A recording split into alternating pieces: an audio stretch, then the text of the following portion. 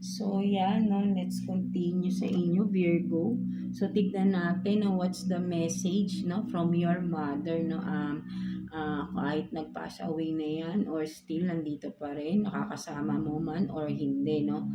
Tignan natin, ano yung gusto niyang sabihin sa'yo, no, mga Virgo natin. No? So, let's see, kuha tayo ng 3 cards here for you, Virgo, no.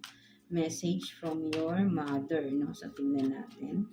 Message from your mother, Virgo. Tingnan natin.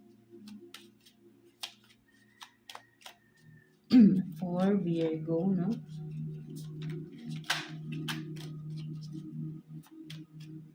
Let's see.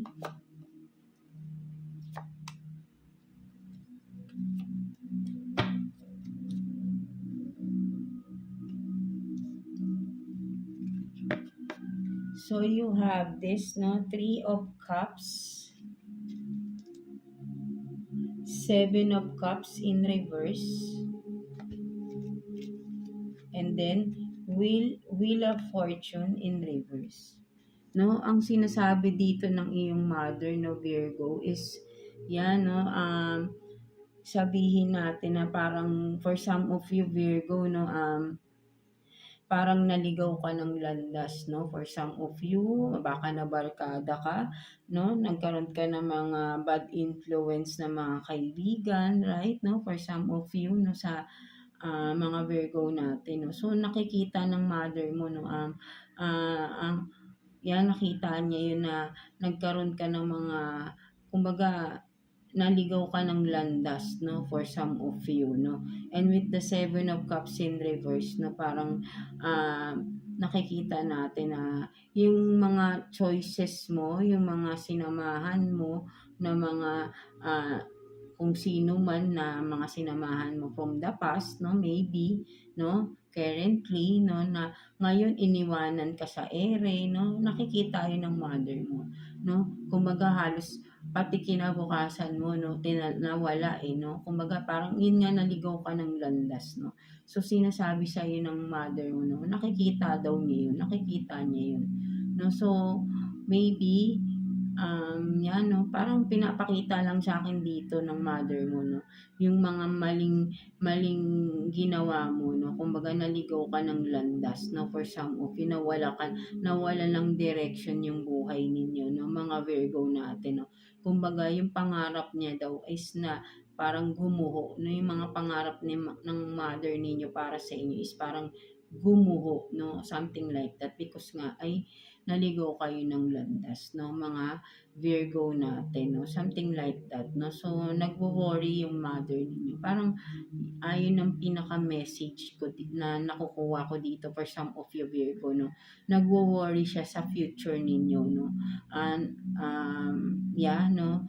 Nagwo-worry siya na sana, siguro, for some of you, sana ay kung ano man yung itong mga na, ginagawa mo, no, ay sana tigilan mo na, no, kasi nagwo-worry yung mother mo sa iyo, no, sa future na meron ka, no, parang natatakot siya na lalong baka malubog ka, no, sa anumang sitwasyon meron ka, no, nagwo-worry siya na mawala na yung kinabukasan mo, yung future mo, no, wala nang, parang mas lalong walang patutunguhan, no.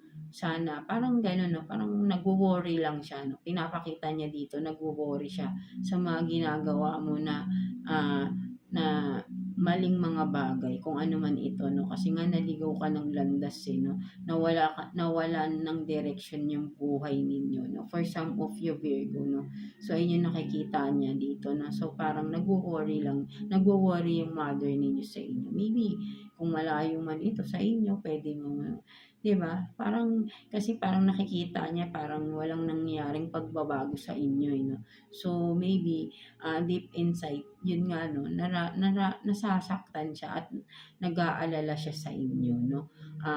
Yeah, kahit man sabihin natin nag-pass away na si mother ninyo, no, still nakikita niya kayo, no, at nagwo-worry siya, ano yung future na mangyayari, kasi nga nasa maling direksyon kayo sa ngayon, no, mga Virgo natin.